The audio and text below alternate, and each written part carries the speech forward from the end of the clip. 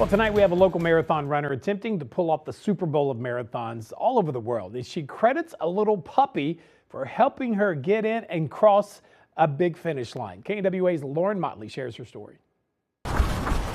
Michelle Hood has been running for the last 20 years. I started running in college. Back then it was a cheap way to stay in shape. Did it casually for the longest time. Tried a marathon in Chicago back in the early 2000s, and I was really bad at it.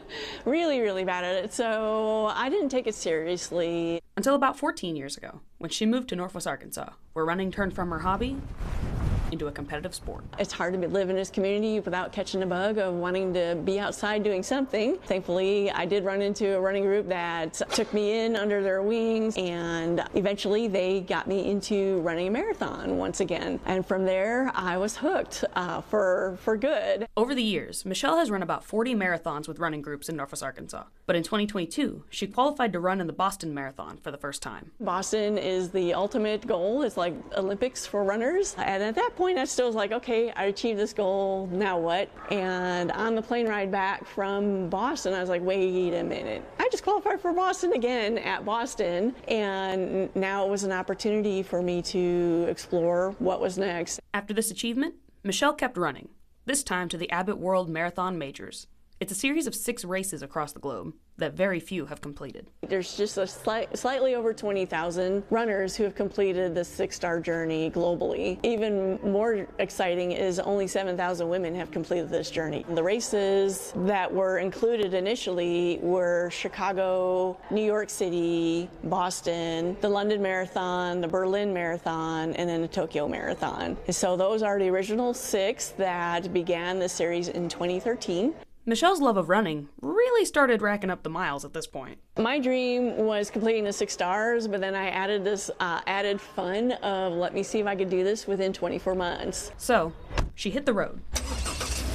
After Boston, Michelle ran in New York and Chicago the following year, and in London and Berlin the next. And while between races in 2024, she ran into someone unexpected while visiting the Best Friends Pet Resource Center in Bentonville for the first time. Last June in 2024, they were having a community outreach event where they brought in shelters from across Arkansas to bring animals with them that were up for adoption. And so I grabbed my husband saying, we're going to find out what Best Friends is and what this facility is all about. That's where she met her new best friend. I went to another area, the final area of Best Friends that we didn't visit, and lo and behold, Benton was in a crate all by himself, just staring at me. Our eyes crossed and it was over. He was coming home. And while Benton was an older, shy dog with health issues from his previous living situation, he soon became a part of her family. Meanwhile, Michelle continued her journey with 1 race remaining in Tokyo. It's a less than 1% chance of getting into the actual race. However, they offer